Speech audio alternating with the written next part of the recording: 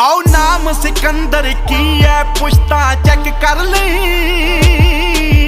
ਉੱਡਣਾ ਬਹੁਤਾ ਫਰਕ